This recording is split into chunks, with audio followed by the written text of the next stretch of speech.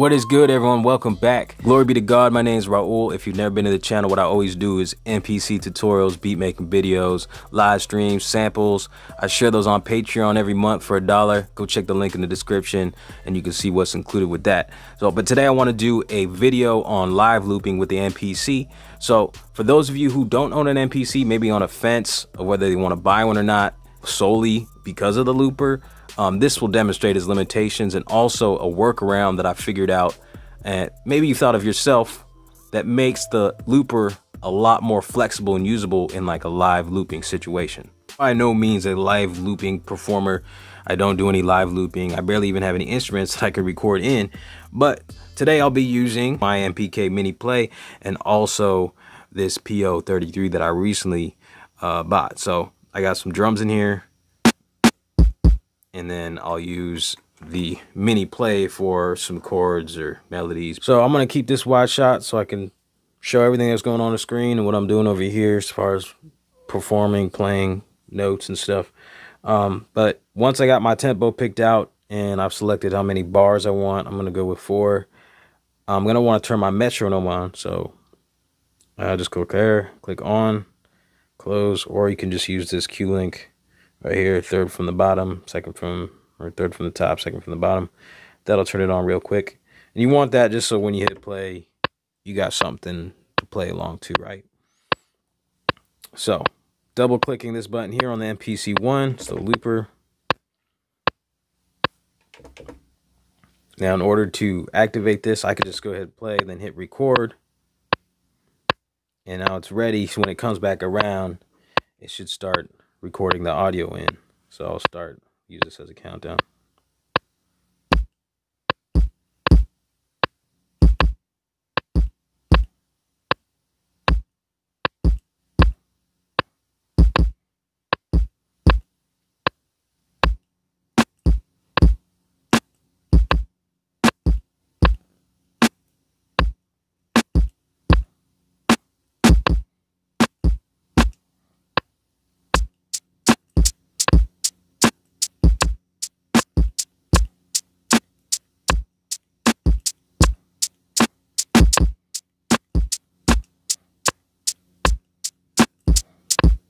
So I'm going to stop right there just to show you how the looper functions in the MPC. So now I can hit play and hear, my performance there. Not perfect, but I'm hearing every single sample that I programmed in or that I recorded in through audio. Now I did those separately as different layers. So if I want to create an audio file out of this, I can hit export and then hit keep. It creates a new sample. So the main limitation is that now all of those parts, like the kick, snare, and the shaker, are all on one audio file.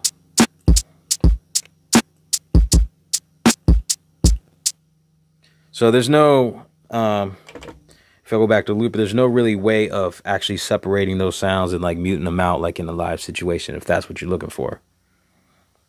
So I'm going to clear this out. I'm going to go to the main and I'm going to show you the workaround that I thought of to make this a little more valuable in a live looping situation. All right, so the main idea, what I'm doing here is I'm going to go into the grid to demonstrate this by clicking the main button twice, get in the grid, or of course I can just, go home and then press the little grid icon right here on the touchscreen.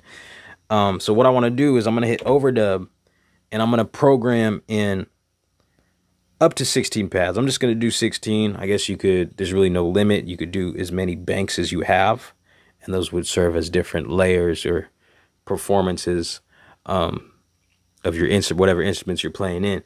So what I'm going to do, and maybe there's an easier way of doing this, but this is the way I did this program. Let's see if I can show you. Let's go.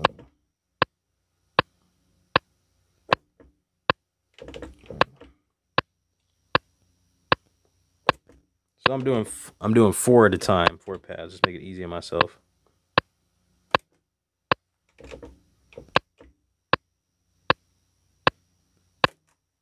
Okay, so now I have 16 pads programmed in. I'm actually, what I should have done is just kept full level on. but since I didn't, I'm just gonna turn the velocity up to full velocity for all of these. We didn't get all of them there.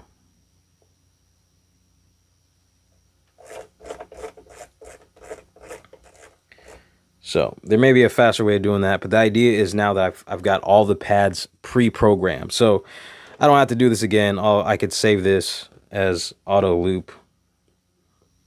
Save this as my auto loop program, if I could spell right. Let me see.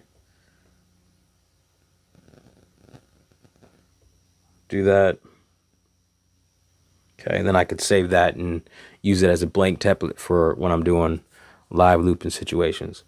All right, so now that I have that done, pre-programmed the pads, the trigger, and the sequence, now they're all on the same track. This is the hard part, which may take some practice. So going into the looper, let's go ahead and get this started. I'm going to start with the PO33 and add some drums in, doing the kick one layer at a time, snare, and like a shaker.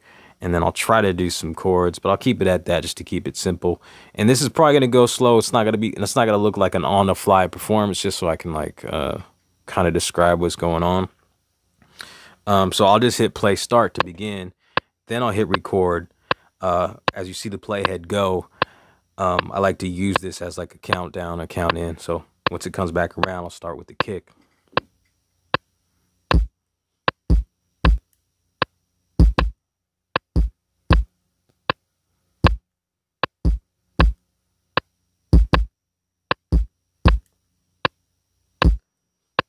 So I hit export. Now I can select the pad I want it on, hit keep. Now I'll hit clear, hit record again, onto the next layer.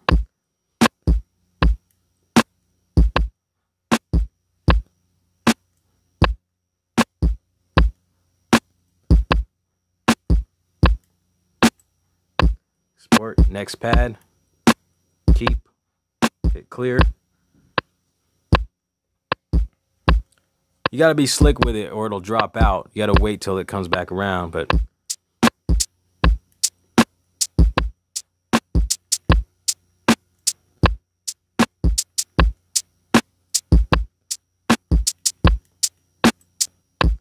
export, next pad, won't even bother naming them, you know, just to keep this on the fly. Keep. I'm gonna hit clear right here.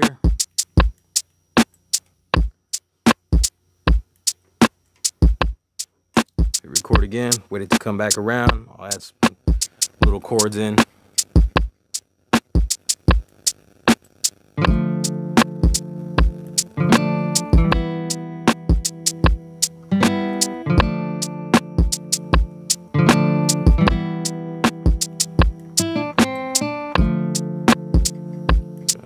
Export, next pad, keep, clear.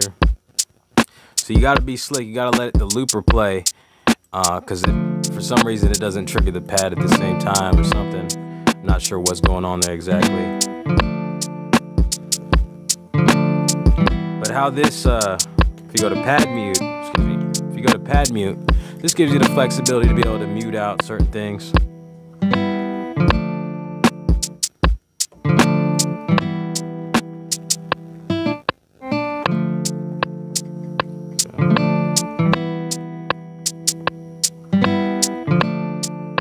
So there it is, you guys get the point. It wasn't Mozart as far as the music goes, but yeah, it was a tutorial, so you'll get the point of what it is, the gist of it. Hopefully y'all can maybe take that and use that to your advantage in, you know, a live looping situation. Like I said, it's not the ideal thing if that's what you're solely going for as a live looper, but it is a workaround that I think you can practice using this method, and it'll work in your favor. So give it a try.